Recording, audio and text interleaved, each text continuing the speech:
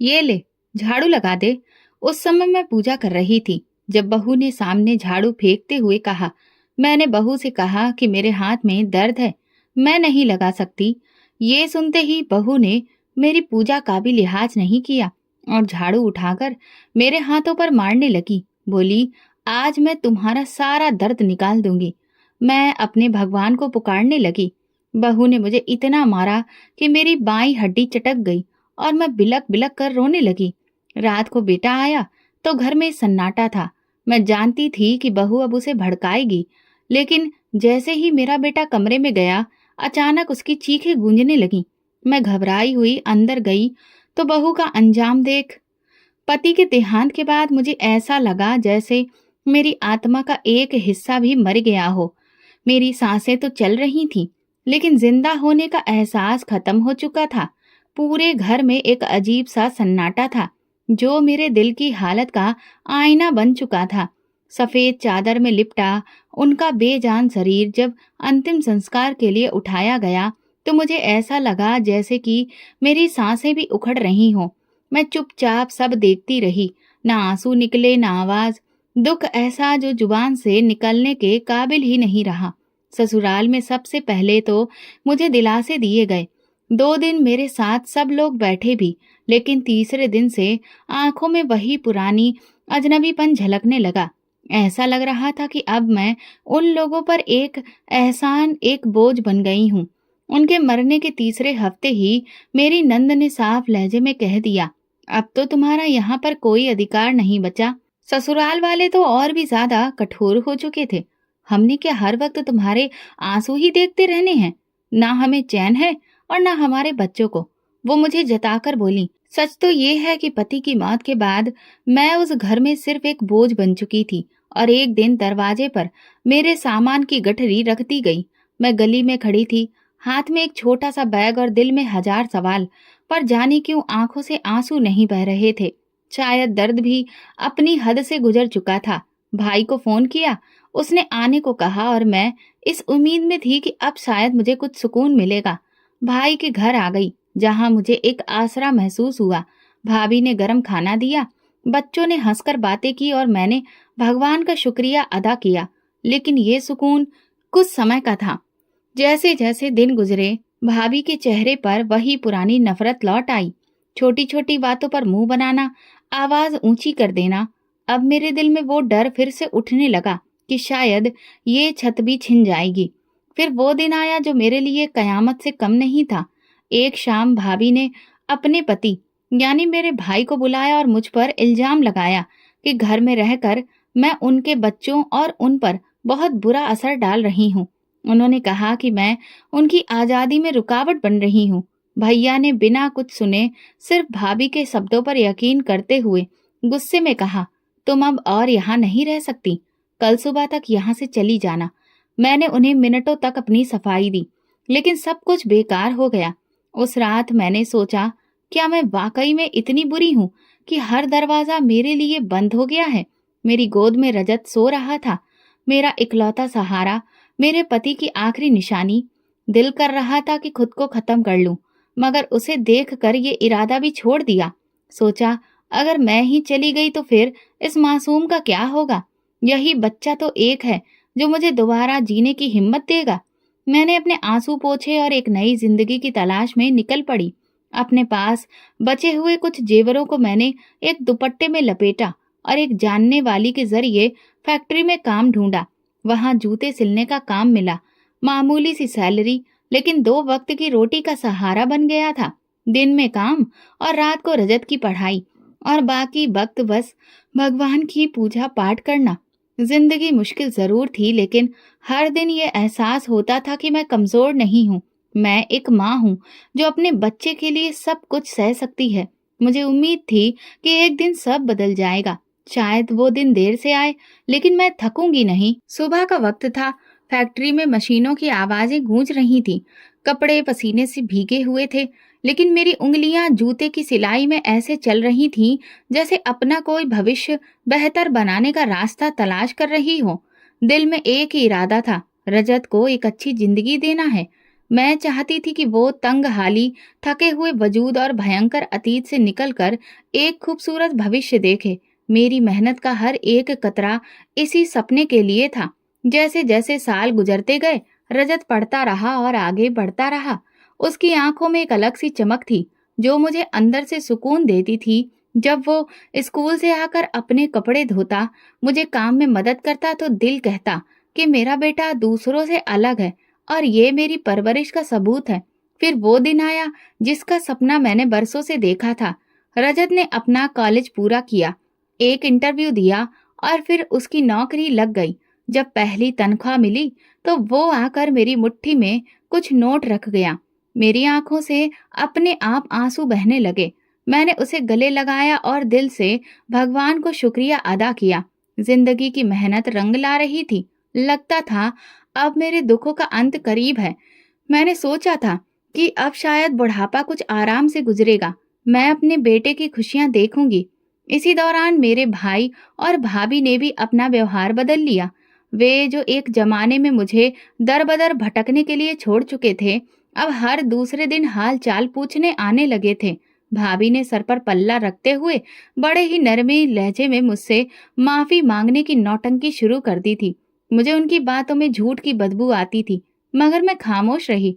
मैंने दिल में सोचा कि शायद मेरे हालात बेहतर देखकर वे दोबारा रिश्ता जोड़ने की कोशिश कर रहे हैं। मेरी आदत में यही था कि मैं रिश्तों को जोड़ कर रखूं, इसलिए मैंने अपने घर का दरवाजा खुला रखा। फिर एक शाम रजत मेरे सामने आकर बैठा। उसके चेहरे पर अजीब गंभीरता थी। मैंने पूछा, सब ठीक है बेटा? तो उसने धीरे से कहा, माँ, मैंने एक फैसला किया है। मैंने हैरत से पूछा, कैसा फैसला? वो बोला, मैं सोनिया से शादी करना चाहता हूँ। मेरे शरीर में जैसे बिजली सी दौड़ गई। वही सोनिया, वही मेरी भाभी की बेटी, जिसकी माँ ने मुझ पर झूठा इल्जाम लगाकर मुझे घर से निकाल दिया था। मैं सुन्न पड़ गई। कुछ पलों तक मेरे होठों से लफ्ज ही नहीं निकले। मैंने नजर उठाकर रजत को देखा और कहा, बेटा, तुम जानते हो वो कौन है? उसकी माँ ने मेरे साथ क्या क्या किया था? रजत ने सर झुका लिया, मगर फिर भी वो अपनी बात पर कायम रहा। कहने लगा, माँ, पहले जो कुछ भी रहा हो, लेकिन मुझे सोनिया पसंद है। वो अच्छी लड़की है, आप उसे एक मौका तो दीजिए। कई दिन तक बेटे की जिद के आगे मैं उसे समझाती रही, लेकिन वो भी बहुत जिद्दी था। आखिरकार मैंने ही हार मान ली। एक दिन भाई और भाभी को घर बुलाया और फिर दिल पर पत्थर रखकर रिश्ता मांग लिया। ये मेरी जिंदगी का सबसे कड़वा पल था। भाभी के चेहरे पर वही जीत की मुस्कुराहट थी, वही गुरूर, लेकिन मैं चुप रही। रजत की खुशी की खातिर मैंने अपने दुख को निगल लिया। ये एक माँ ही कर सकती है, जो अपनी नफरत भी अपने बच्चों की खुशी पर कुर्बान कर दे।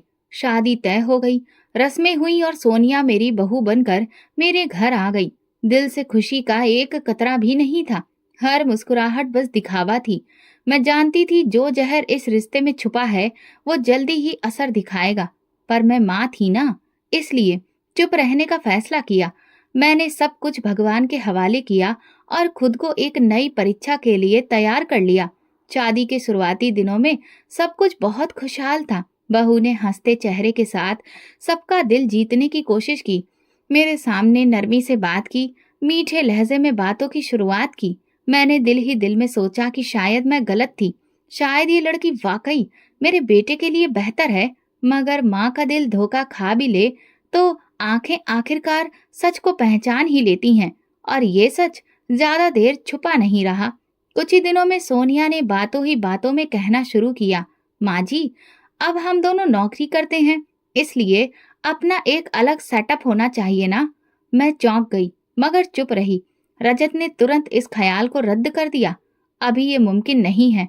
लेकिन उसके इस जवाब ने सोनिया के दिल में मेरे लिए दुश्मनी भर दी। वो समझ बैठी कि मैं ही उसके रास्ते में रुकावट हूँ। घर में उसके तेवर अब बदलने लगे थे। एक दिन जब मैं चाय बनाने की कोशिश कर रही थी तो किचन के दरवाजे पर ताला लगा हुआ देखा। हैरानी से मैंने जब रजत से पूछा तो उसने कंधे उचकाकर कहा, सोनिया ने कहा था कि खाने पीने का हिसाब रखना चाहिए। मैं चुप रह गई, लेकिन मेरे अंदर कुछ टूट गया। वो किचन जहां मैं अपने बेटे के लिए बरसों से खाना बनाती थी, उसकी पसंद की हर चीज बनाती थी, आज वहां जाना भी मेरी मर्जी का नहीं रहा। कुछ ही दिनों में घर के हर कोने में मेरी जगह कम होने लगी। जो पैसे रजत हर महीने लाकर मेरे हाथ में रखता था, अब वो भी बहू के हाथ में जाने लगे। मैं अपनी जरूरतों के लिए अब उसकी मोहताज हो गई थी। एक माँ जिसने अपनी जिंदगी में कभी किसी के सामने हाथ नहीं फैलाए, आज उसे दवाई के लिए भी बहू के सामने नजरें झुकानी पड़ती। वो मुझे ऐसे आदेश देती जैसे मैं कोई काम वाली हूँ। सुबह उठते ही बर्तन धो दीजिए, कपड़े प्रेस कर दीजिए और हाँ, मेरी चप्पल भी साफ कर दीजिए।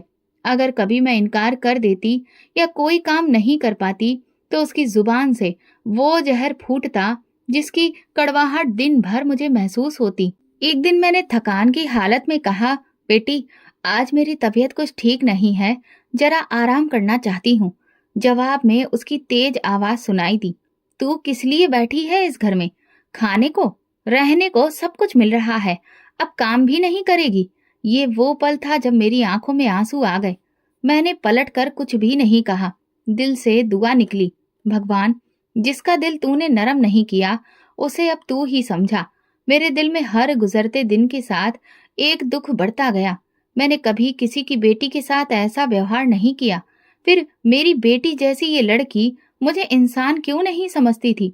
रजत मेरी आंखों के सामने था, मगर उसकी नजर अब बंद हो चुकी थी। वो हर बात में अपनी पत्नी की तरफदारी करता। माँ, आप गलत समझ रही हैं। सोनिया थक जाती है, आप समझने की कोशिश करें। मैं खामोशी से सुनती और सोचती, क्या ये मेरा वही बेटा है जो एक वक्त में मेरे बिना सोना भी नहीं चाहता था? आज वो मेरे आंसू भी नहीं देख पा रहा। मैं भगवान से प्रार्थना करती और अपने लिए सब्र मांगती, सुकून की एक सांस मांगती। मुझे दुनिया से शिकायत नहीं थी, बस यही दुख था कि जिस बेटे के लिए मैं दुनिया का हर जख्म हंसकर सहा था, आज वही मेरी तकलीफ समझ नहीं पा रहा था। सोनिया की बातें दिन ब दिन और ज्यादा तीखी होती गईं। कभी वो मुझ पर चोरी का इल्जाम लगाती, कभी मेरी सुस्ती का ताना देती। अगर मेहमान आ जाते तो मुझे कमरे में बंद कर दिया जाता।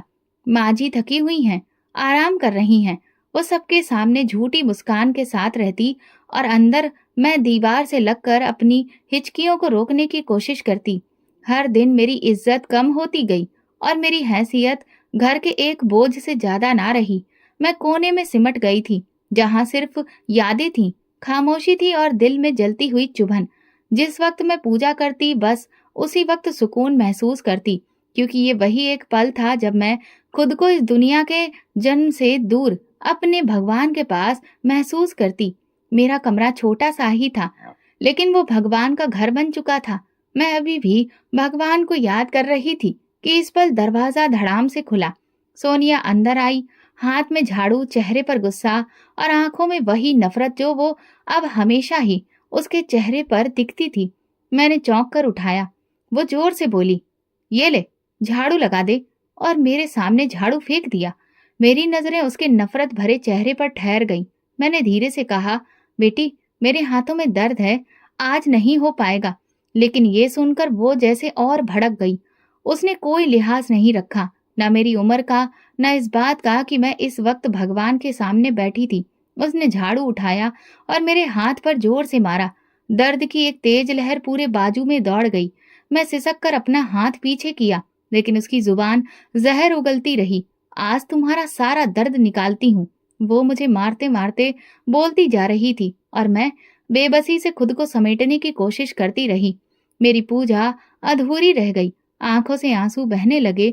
दिल में आया कि शायद मैं उसे भगवान की दुहाई दूं तो ये जुल्म रुक जाए। मैंने हाथ जोड़कर कहा, सोनिया, भगवान का वास्ता, मैं तुम्हारे लिए माँ जैसी हूँ। मगर शायद उसके दिल में इंसानियत बची ही नहीं थी। वो रुकने के बजाय और जोर से बोली, तू मर क्यों नहीं जाती? हर वक्त रोती रहती है, जान छोड़ दे हमारी। उसके ये शब्द मेरे दिल में तीर की तरह घुस गए। मेरे हाथ की हड्डी चटक चुकी थी। दर्द का एहसास हद से ज्यादा बढ़ चुका था। मैं जमीन पर बैठ गई।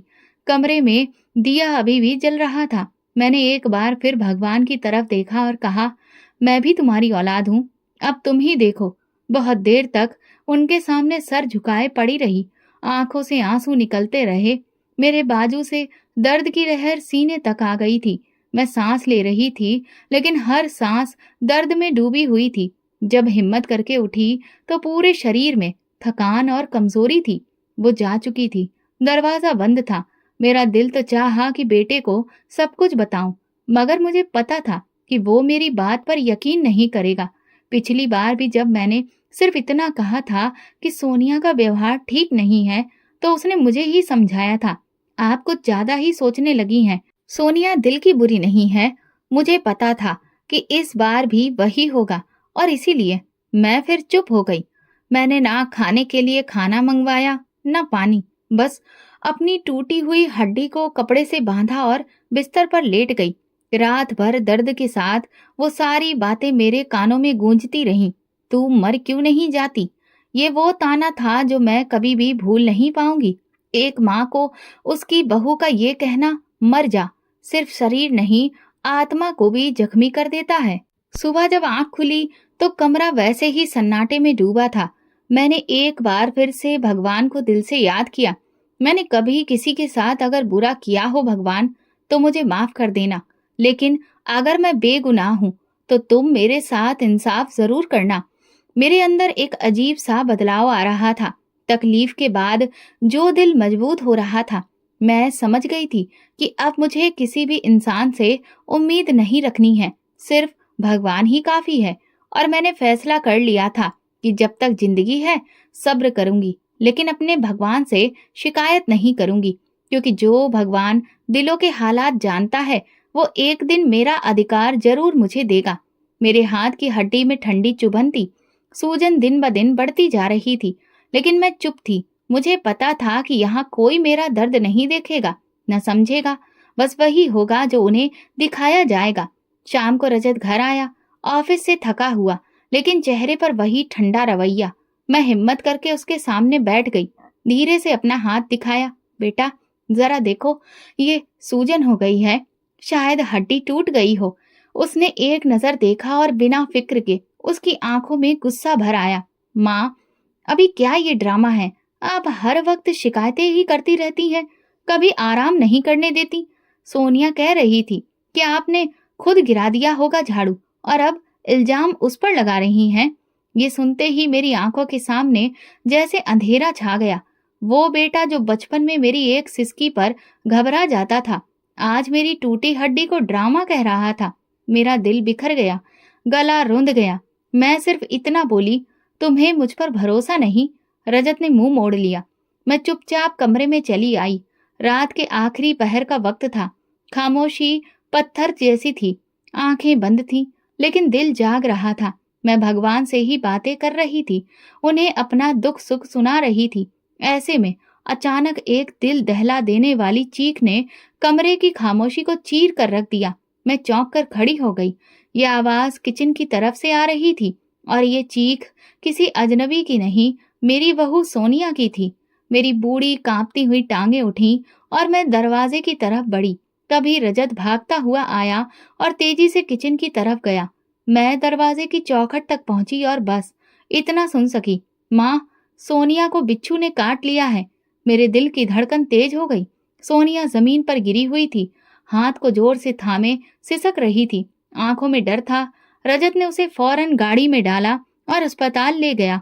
मैं दरवाजे पर खड़ी बस दूर होती उनकी गाड़ी को देखती रही। दिल अजीब सी बेचैनी से भर गया।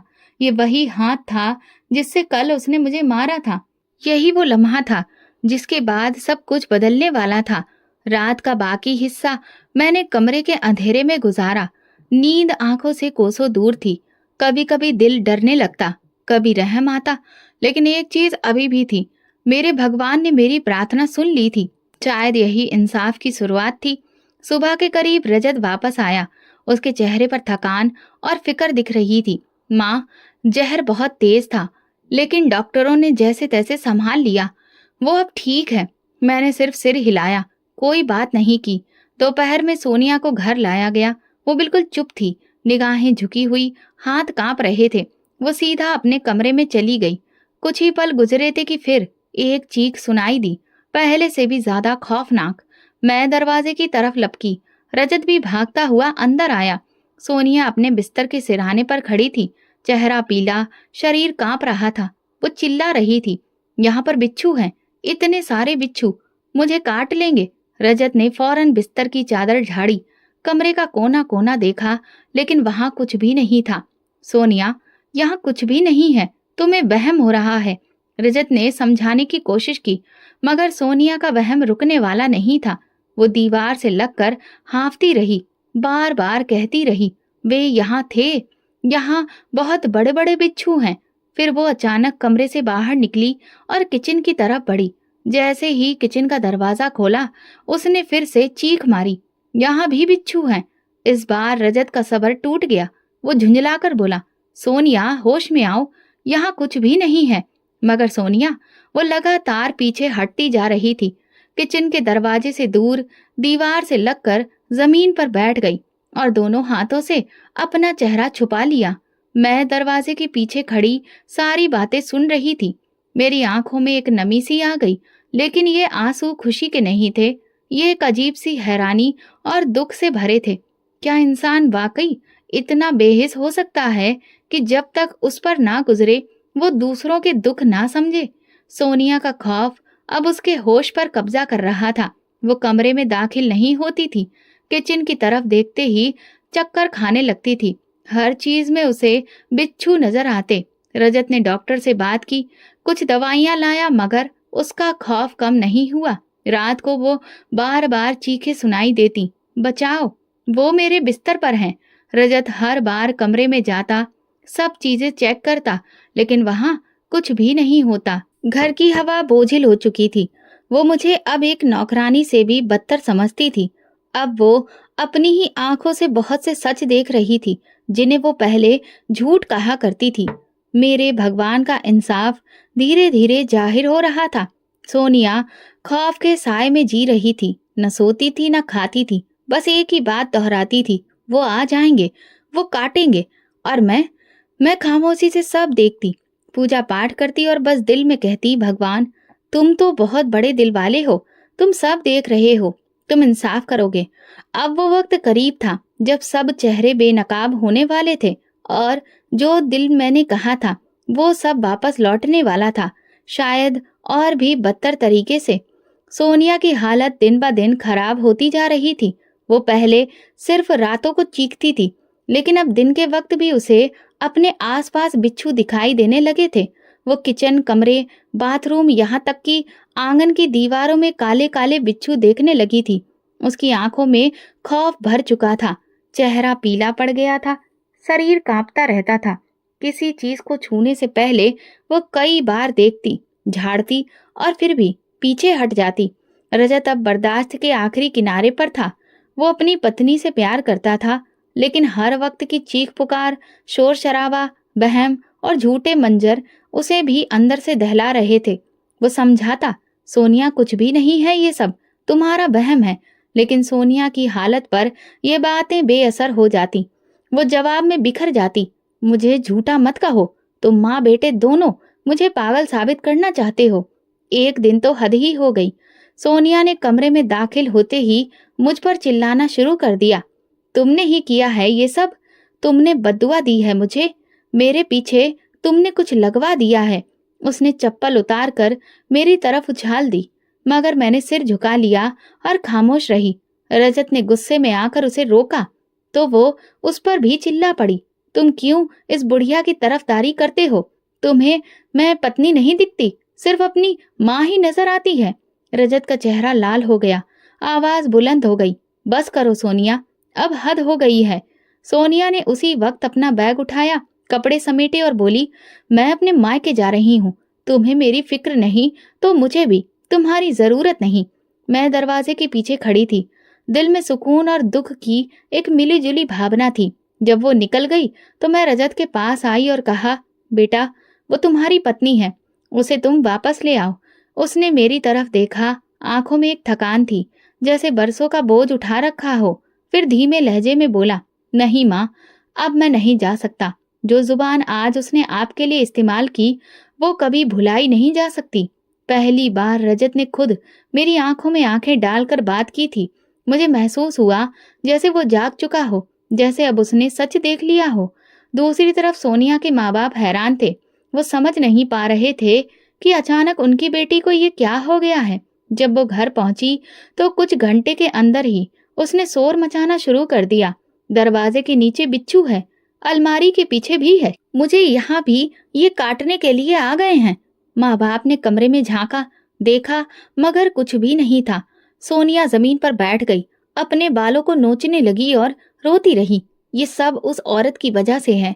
वो मेरे पीछे किसी साय को लगा कर गई है। कभी वो रात को सोते सोते हड़बड़ाकर उठ बैठती, कभी दिन के वक्त दीवारों पर हाथ मारती। हर घंटे के बाद एक नई चीख, एक नया वहम। उसके माँ बाप ने डॉक्टर के पास उसे ले जाना शुरू किया। पहले तो रोजाना लेकर जाते, फिर उसका चेकअप कराया गया और दवाइयां दी गईं, नींद की गोलियां भी, लेकिन कोई फर्क नहीं हुआ। घर वाले अब थकने लगे, पड़ोसी भी चुपके चुपके बातें करने लगे। ये वही लड़की है ना जिसने अपनी सास को मारा था? भगवान की मार पड़ी है इसे। रजत ने कुछ दिन फोन पर उसके माँ बाप से बात की, लेकिन अब वो भी खामोश थे। न बेटी को समझ पाते, न बेटी के पति को कुछ कह पाते। वो खुद परेशान थे। बेटी एक कदम बाहर ना निकालती और घर में सब कुछ उलट पुलट कर रख देती। सोनिया का वजूद अब एक साया बन चुका था, बेचैन, बदहाल और बेकाबू। और मैं भगवान से कहती, अब इंसाफ हो गया, अब उसे माफ कर दो, उसे अब तुम आराम दो भगवान। मगर जो दिल सच से इनकार करे, उन्हें सुकून देर से मिलता है, या फिर कभी नहीं। सोनिया की हालत अब पूरी तौर पर बिगड़ चुकी थी। न दिन को सुकून था, न रात को नींद। रात के सन्नाटे में भी उसकी चीख गूंजती, मुझे बिच्छू काट रहा है, बचाओ। वो अपने बाजू, टांगे और चेहरा नोचने लगती, आंखें खौफ से भरी हुई, बाल बिखरे हुए, होठों पर कपकपाहट की आहट। वो लड़की जो कुछ महीने पहले गुरूर से बोलती थी, आज खुद अपने होश में नहीं थी। उसके माँ बाप अब हर तरफ से थक चुके थे। उन्होंने झाड़ फूक का इलाज भी करवाया, डॉक्टर के पास भी लेकर गए, दवाइयां भी बदली गईं, बड़े बड़े बाबाओं को भी बुलाया गया। लेकिन सोनिया की हालत जैसे एक ही जगह पर जम गई थी। कभी कभार वो एकदम चुप हो जाती, दीवार को घूरती और फिर अचानक से जोर से चीखने लगती, वो आ गया, उसने मुझे देख लिया है, वो मुझे ले जाएगा। फिर एक दिन सोनिया की माँ का सब्र भी जवाब दे गया। वो खुद फूट कर रो पड़ी और कहा, हमसे अब ये नहीं देखा जाता, कोई तो कुछ करो, ये मरने से पहले हमें मार देगी। मोहल्ले वालों की बातें, रिश्तेदारों की नजरें और अपनी बेटी की चीखें सब मिलकर माँ बाप को तोड़ चुके थे। तब एक रिश्तेदार ने राय दी, किसी अच्छे दिमाग के डॉक्टर के अस्पताल ले जाओ, शायद वहाँ इलाज मुमकिन हो। शुरुआत में उन्होंने इनकार किया, लेकिन सोनिया की हालत देखकर वो मजबूर हो गए। दिल पर पत्थर रखकर उसे एक सरकारी मानसिक अस्पताल में दाखिला करवा दिया गया। जब एम्बुलेंस दरवाजे से निकली, सोनिया लगातार दोहरा रही थी, मुझे मत ले जाओ, वो सब मेरे पीछे हैं, वो मुझे खत्म कर देंगे। अस्पताल पहुंचकर जब सफेद यूनिफॉर्म वाले कर्मचारियों ने उसे संभाला तो वो एकदम से बेकाबू हो गई, अपने कपड़े फाड़ने लगी, चीख कर मेरा नाम लेने लगी, माँ जी को बुलाओ, मुझे उनसे माफी मांगनी है। उसके माँ बाप ने मेरे बेटे को फोन किया और कहा, बेटा तुम्हारी बहुत मेहरबानी होगी, तुम अपनी माँ से कहो कि वो एक बार आकर उसे माफ कर दे। रजत ने फोन रखा और खामोशी से कमरे में बैठ गया, आंखें नीचे, हाथों में चेहरा छुपाए वो गुमसुम था। मैं पास जाकर पूछने लगी, क्या हुआ बेटा? उसने धीरे से कहा, माँ, वो आपका नाम ले रही है, वो कहती है कि वो आपसे माफी मांगना चाहती है, वो बार बार दोहराती है, वरना मैं मर जाऊंगी। मेरे दिल में एक तूफान उठा। क्या वो वही लड़की थी जिसने मुझे पूजा करते समय झाड़ू मारी थी, जो मेरी हड्डी तोड़कर कहती थी मर क्यों नहीं जाती, और आज वो खुद मेरे कदमों में झुकने को तैयार थी? क्या ये वही जुबान थी जिससे जहर टपकता था? कमरा घूमने लगा, दिल जैसे कुछ देर को बंद हो गया। मैंने आंखें बंद करके भगवान से कहा, हे भगवान, अब तुम ही फैसला करो, मैं तो सिर्फ तुम्हारी भक्त हूँ। मेरी खामोशी रजत को समझ में आ गई। उसने धीरे से कहा, माँ, अगर आप चाहें तो मैं अस्पताल ले जाऊंगा। मैंने इनकार में सिर हिला दिया, अब जरूरत नहीं है। जिस दिल से बद्दुआ निकली वो मान भी जाए तो जख्म फिर भी रह जाते हैं। रजत खामोश हो गया। शायद वो जान चुका था कि वक्त ने उसे वो सब दिखा दिया जो एक माँ बरसों से सहती आई थी। अगले दिन जब सोनिया की हालत और ज्यादा बिगड़ गई, वो अपने बाल नोचने लगी, खुद को जख्मी करने लगी, तो डॉक्टर ने जबरदस्ती उसे दवा दी। उसकी आवाज कमरे में गूंज रही थी, माँ जी मुझे माफ कर दो, मुझे माफ कर दो। उसका बाप दरवाजे पर खड़ा कांप रहा था। माँ दीवार के साथ टेक लगाए रो रही थी और डॉक्टर बेहोशी की दवा का इंजेक्शन लगा रहे थे। मैंने वो सब सुना, सब जाना, लेकिन अंदर का सुकून अजीब सा था। एक माँ थी जो बेटे के लिए सब सह गई, जिसे बार बार रौंद कर चुप रहने का आदेश मिला और जिसकी खामोशी आखिरकार भगवान की अदालत में गूंज बन गई थी। सोनिया का हिसाब शुरू हो चुका था। ये सजा किसी इंसान ने नहीं, खुद वक्त ने लिखी थी। मेरे दिल में कोई बदला नहीं था, लेकिन एक सुकून जरूर था कि भगवान इंसाफ करता है और देर से ही सही, लेकिन पूरा करता है। उसी दिन की सुबह आम दिनों से कुछ अलग नहीं थी, मगर मेरे दिल में एक बेचैनी सी थी। मैं रोजाना की तरह पूजा कर रही थी, तभी दरवाजे पर दस्तक हुई। दरवाजा खोला तो सामने भाई और भाभी खड़े थे। उनके चेहरे इतने उतरे हुए थे कि मुझे एक पल को यकीन नहीं आया कि ये वही लोग हैं जिन्होंने बरसों पहले मुझे एक झूठे इल्जाम पर घर से निकाल दिया था। भाई के हाथ में छोटा सा थैला था, जैसे कि कोई मुसाफिर किसी दरवाजे पर आसरा मांगने आया हो। मैं अभी कुछ कहती इससे पहले भाभी मेरे कदमों में झुक गईं। वो कांपते हुए लहजे में बोली, बस एक बार माफ कर दो, भगवान के लिए मुझे माफ कर दो। मैं पत्थर की तरह खड़ी हो गई। मेरी जिंदगी के सबसे कठिन पलों में जिस औरत ने मेरा सहारा छीना, आज वही मेरे कदमों में थी। मैं कुछ बोल ना सकी, सिर्फ उसे देखती रही। उसकी आंखों से बहते हुए आंसू, कपकपाते हाथ और चेहरे पर शर्मिंदगी ने मुझे कई साल पीछे ले जाकर खड़ा कर दिया। भाई आगे बढ़े, उनकी आंखें भीगी थीं, आवाज भरी हुई थी, मेरी बहन मुझे माफ कर दो, मैंने तुम पर भरोसा नहीं कर पाया। मैंने अपनी आंखों से सच देखने से इनकार किया। सोनिया की हालत देखकर अब सब कुछ साफ हो चुका है। वो जो कुछ भी सह रही है, वो सब बद्दुआ का असर है, तुम्हारी आह का असर है। मेरा दिल एक लम्हे को रुक सा गया। बरसों से अंदर दबी हुई घुटन जैसे जुबान पर आना चाहती थी, लेकिन मैंने खुद को रोक लिया। मैं चाहती तो चिल्ला चिल्ला कर कहती, अब आए हो मुझसे माफी मांगने? जब सब कुछ छिन गया तब तुम्हें मेरी सच्चाई याद आई, लेकिन मैं चुप रही। मेरी माँ ने सिखाया था, सच बोलकर नहीं, सच सहकर जीता जाता है। भाभी रोती रही, बार बार दोहराती रही, मैंने ही तुम पर झूठा इल्जाम लगाया था। मुझे लगा तुम घर में ज्यादा वक्त गुजार रही हो। भाई भी तुम्हें ज्यादा अहमियत दे रहा है। मेरे घमंड ने मेरी अकल पर पर्दा डाल दिया था। मैंने अपनी बेटी को तुम्हारी बहू बनाकर बदला लेना चाहा, लेकिन आज अपनी बेटी की हालत देखकर एहसास हुआ कि जिसके लिए मैंने ये सब किया, वही इस जुल्म का शिकार बन गई। उसके शब्द मेरे दिल को छू रहे थे, लेकिन जख्म बहुत पुराने थे। हर शब्द पुरानी यादों की परतें खोल रहा था। वो शाम जब भाई ने मुझे धक्के देकर निकाला, वो रात जब मैं रजत को सीने से लगाकर रोई थी, वो दिन जब फैक्ट्री में खून पसीने से बेटे की फीस जमा की थी। भाई ने एक और कदम आगे बढ़ाया, मेरे कंधे पर हाथ रखा और कहा, दुनिया का बदला दुनिया में ही मिलता है। मैंने आज अपनी बेटी को बिखरते देखा और मुझे समझ आ गया कि जो तुम्हारे साथ हुआ वो सिर्फ ज्यादती नहीं थी, वो एक बहुत बड़ी नाइंसाफी थी। मुझे शर्मिंदगी है कि मैं अपनी बहन को पहचान ही नहीं पाया। मैंने आंखें बंद की और दिल में भगवान को धन्यवाद कहा। वो भगवान जो खामोशी से सब देखता है, जो देर से ही सही लेकिन सच्चाई को सामने लाता है। मैंने दोनों को बैठने को कहा, पानी दिया और धीमे लहजे में सिर्फ इतना कहा, माफी मांगने से पहले अगर दिल में पश्चाताप हो तो भगवान भी माफ कर देता है। मैं तुम दोनों को दिल से माफ करती हूँ।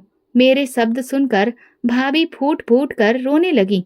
बोली, काश ये सच पहले समझ में आ जाता तो आज ये दिन ना देखना पड़ता। मेरा बेटा रजत भी दरवाजे के पास खड़ा सब कुछ सुन रहा था। उसके चेहरे पर अजीब सी खामोशी थी। वो अब सब कुछ देख और समझ रहा था जो बरसों तक उसने नजरअंदाज किया था।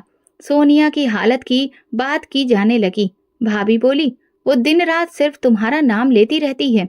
जब तक माँ जी माफ नहीं करेंगी, मुझे सुकून नहीं मिलेगा। मैंने गहरी सांस ली और कहा, मैंने उसे माफ कर दिया, भगवान के लिए, अपने बेटे के लिए और अपनी जिंदगी के लिए।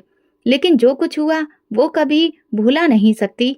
उस दिन मेरे दिल पर बरसों से रखा बोझ कुछ हल्का हुआ। वो कालिक जो झूठे इल्जाम की सूरत में मेरे किरदार पर मल दी गई थी, आज धुल गई थी। वे आंखें जो मुझे शक से देखा करती थीं, आज शर्मिंदगी से झुकी हुई थीं। उनके जाते ही मैंने एक बार फिर भगवान को धन्यवाद कहा। आज मेरे जख्मों ने गवाही दी थी और मेरे भगवान ने मुझे इज्जत लौटा दी थी, सही वक्त पर। मेरे भाई की आंखों में हर रोज पछतावे का साया होता। वो जब भी आता मेरे कदमों में बैठ जाता और बार बार कहता, तुम बस एक बार कह दो कि तुमने मुझे दिल से माफ कर दिया। मैं उसके हाथों को सहलाती और कहती, माफ किया दिल से। मगर सच ये है कि कुछ जख्म माफ तो हो जाते हैं, पर कभी बदलते नहीं। भाभी भी हर मुलाकात पर रोती। वो अपने किए पर शर्मिंदा थी और उनकी जुबान पर हर वक्त सिर्फ एक बात होती, अगर मैं झूठ ना बोली होती तो आज ये दिन न देखने को मिलता। लेकिन कहते हैं ना, जो बोया जाता है वही काटा जाता है। उसी शाम जब सब कुछ सही लगने लगा था, रजत के फोन पर कॉल आई। दूसरी तरफ सोनिया की माँ थी। उनकी आवाज कांप रही थी। बेटा। सोनिया नहीं रही। रजत के हाथ से फोन छूटते छूटते बचा। चेहरा पीला पड़ गया और वो एकदम से जमीन पर बैठ गया। मैं घबराकर उसके पास गई, पूछा, क्या हुआ? वो मेरे कदमों में सिर रखकर फूट फूट कर रोने लगा। मेरी आंखें खुली की खुली रह गईं। जिस लड़की की बदतमीजी, तीखी जुबान और जुल्म ने मुझे तोड़ दिया था, वो अब दुनिया में नहीं रही थी। कुछ देर बाद रजत को संभाल कर मैंने कमरे का दरवाजा बंद किया और हाथ जोड़कर भगवान से कहा, हे भगवान, अगर मेरी आह से कुछ हुआ है तो तुम मुझे माफ कर दो। मैंने तो उसके लिए भी दिल से माफी मांगी थी। अगले दिन मोहल्ले में एक ही बात गूंज रही थी, ये उस जुल्म का अंजाम है जो उसने अपनी सास के साथ किया था। लोग आते, दुख जताते, मगर साथ में ये भी कहते, भगवान का इंसाफ भी बहुत निराला है, जो करते हो वही लौट कर आता है।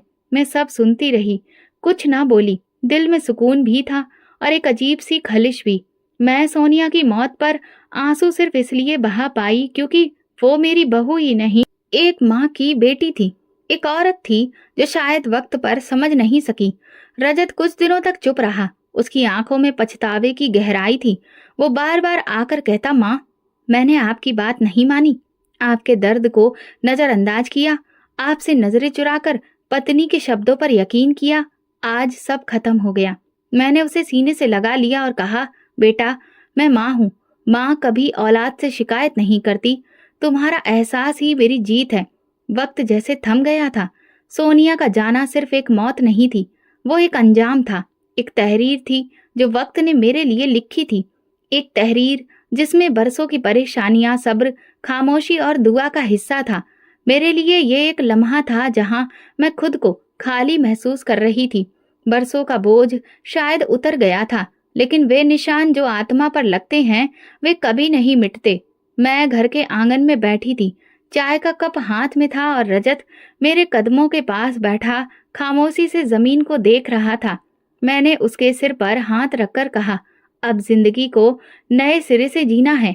पुरानी बुरी यादें दिल में रखोगे तो कभी सुकून नहीं मिलेगा। वो मेरी तरफ देखकर बोला, माँ, आप मेरे लिए किसी स्वर्ग के जैसी हैं। ये बात मैंने देर से जाने, मगर अब जान गया हूँ। आपकी सेवा मेरी जिंदगी का मकसद है।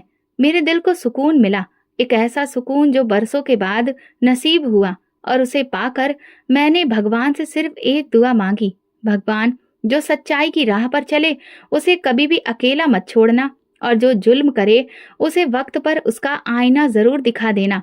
अब मेरे दिल पर जमी हुई बदनामी की धूल छट चुकी थी। भगवान ने मुझे इज्जत दे दी थी। ये वो पल था जहां मेरे सच की रोशनी ने झूठ की तमाम परतों को जला दिया था। वो सुबह जिंदगी की कई तारीखों की रातों के बाद आई थी। कमरे में खामोशी थी। रजत मेरे सामने बैठा था और उसकी आंखों में बरसों की नमी छलक रही थी।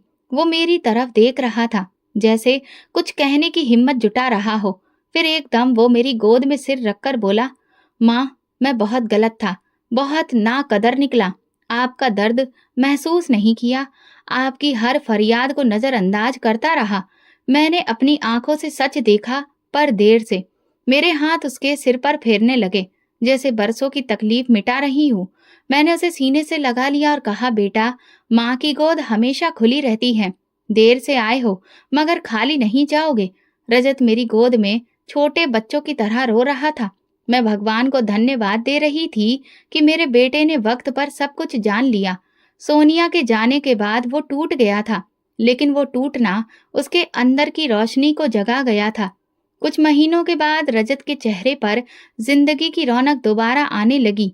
मैं जानती थी कि वो जिंदगी को फिर से शुरू करना चाहता था, मगर किसी गुनाह के बोझ के साथ नहीं, बल्कि एक नई उम्मीद के साथ।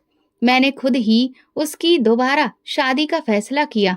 मैंने रजत से कहा, बेटा, अगर इंसान को दूसरी बार मौका मिले तो उसमें पहला सबक जरूर शामिल होना चाहिए।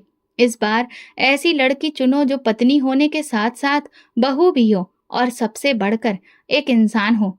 भगवान ने हमारी सुन ली। कुछ हफ्तों में एक रिश्ता आया, जिस लड़की की सब तारीफ करते थे, शरीफ, गुणवान और सबसे बढ़कर माँ बाप की सेवा करने वाली। मेरा दिल निश्चिंत हो गया। शादी सादगी से हुई। नई बहू आंगन में कदम रखते ही झुककर मेरे पास आने लगी तो मेरे दिल के अंदर एक रोशनी फैल गई। रजत की आंखों में भी सुकून नजर आया और मैंने दिल में कहा, भगवान, तुम्हारा धन्यवाद। शायद मेरे बेटे की और मेरी जिंदगी की नई शुरुआत होने वाली है। वो भी खुशी खुशी। नई बहू का नाम मीनाक्षी था। वो सुबह उठकर पहले मेरे कमरे में आती, मेरा हाल पूछती, मेरे लिए चाय बनाती और दिन की शुरुआत मेरे पैरों को छूकर करती। उसकी हर बात में कायदा था, इज्जत थी। घर में वो रौनक लौट आई थी जो बरसों पहले चली गई थी। खाने की मेज पर अब हंसी की आवाज सुनाई देने लगी। किचन से महक आती और रजत अब मुझे अपनी जिंदगी का जरूरी हिस्सा मानता। वो शाम को ऑफिस से आता, मेरे कमरे में बैठकर हाल पूछता और कहता, माँ, आज जो सुकून है वो शायद कभी नहीं था। जिंदगी जैसे अपनी असली हालत में लौट आई थी।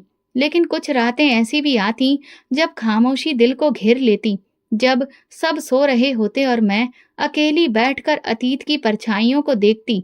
वो पल जब सोनिया ने मुझे पूजा करते समय झाड़ू मारी थी, जब रजत ने मेरे सूजे हुए हाथ को ड्रामा कहा था, जब मैं दरवाजे के पीछे छुपकर रोती थी। वो सब यादें आज भी मेरे साथ चलती हैं। फिर मैं खुद को समझाती कि वो सब एक गुजरा हुआ कल है और आज के लिए भगवान को धन्यवाद देती, जिन्होंने इंसाफ किया, सुकून दिया और मेरा बेटा मुझे लौटा दिया। लेकिन दिल है कि अभी भी वो सब याद करता रहता है। मैंने मीनाक्षी को कभी वो सब नहीं बताया। उसकी मोहब्बत में मुझे कोई शक नहीं था और मैं नहीं चाहती थी कि मेरे जख्म उसकी खुशियों पर साया डालें। बस कभी कभार जब वो मेरे घुटनों पर मालिश करती तो मैं उसका हाथ थाम लेती। मेरे घर में खुशियां वापस लौट आई थीं। रजत भी बदल चुका था। वो अब हर वक्त मेरे आसपास रहता, मेरी तबीयत का ख्याल रखता, मेरी इच्छा का मान रखता। कभी जब मैं थक जाती तो धीरे से कहता, माँ, अब मेरा सब कुछ आपके आसपास ही घूमता है। ये सुनकर मेरी आंखें नम हो जाती। आज मेरी जिंदगी में वो सुकून था जिसकी तलाश मैंने पूरी उम्र की थी। मैंने सब्र रखा था और उसका नतीजा ये था कि आज मेरा बेटा बदल चुका है। आज वो दूसरों पर यकीन करने की जगह अपनी माँ की बात को सुनता है और मेरे आदेश को मानता है। वो मेरी कुर्बानियों को सिर्फ मेरा फर्ज नहीं समझता, बल्कि शुक्रिया के आंसू भी लाता है। वो सोनिया, जो एक जमाने में मेरे लिए तकलीफ का दूसरा नाम थी, अब उसका अंजाम दुनिया के सामने आया। मोहल्ले की औरतें जब मेरे घर आती तो सर झुकाकर कहती, दीदी, आपने जो सहा, अगर कोई और होता तो मर जाता। आपके सब्र ने आपको बचा लिया और उसका अंजाम सबके लिए सबक बन गया। मैं सिर्फ मुस्कुरा देती और दिल ही दिल में कहती कि सबक सिर्फ उसे नहीं, मुझे भी मिला। भगवान पर भरोसा रखने का, खामोशी से सब कुछ सहने का और माफ कर देने का। मेरी नई बहू मीनाक्षी आज मेरे साथ साई की तरह घुली हुई थी। वो मेरा हर काम खुद करती। मेरा बेटा हर रोज मुझे एहसास दिलाता कि अब वो अपनी माँ को पहचान चुका है और मुझे मेरे अतीत से दूर करने की कोशिश करता है। लेकिन कुछ जख्म ऐसे होते हैं जो भर तो जाते हैं पर निशान छोड़ जाते हैं। मैं उन औरतों के लिए प्रार्थना करती हूँ जो आज भी मेरी तरह ऐसे हालातों से लड़ रही हैं, जो खामोश हैं मगर अंदर से चीख रही हैं। मेरी भगवान से गुजारिश है कि किसी भी बेटी, माँ या किसी बहन को बहुत दुख ना दे जो मैंने सहे हैं। किसी को उसकी इज्जत के लिए लड़ना ना पड़े, किसी का सब्र उसकी मुश्किलें ना बने। जुल्म करने वाले को समझा दे और लाचार को हिम्मत दे। मुझे मेरी इज्जत वापस मिल गई थी, लेकिन हर औरत इतनी खुश नसीब नहीं होती है। लेकिन ये सब सिर्फ और सिर्फ मेरे भगवान का ही रहम था, जो उन्होंने मुझे आज सब कुछ लौटा दिया, और मैं मरते दम तक उनकी शुक्रगुजार रहूंगी। तो दोस्तों, अगर आपको हमारी कहानी पसंद आई हो तो कमेंट करके ज़रूर बताइए। वीडियो को लाइक करिए और ज़्यादा से ज़्यादा शेयर करें। अगर आप चैनल पर नए हैं तो सब्सक्राइब ज़रूर करें और नोटिफिकेशन बेल दबाएं ताकि अगली अपडेट सबसे पहले आपको मिले। धन्यवाद।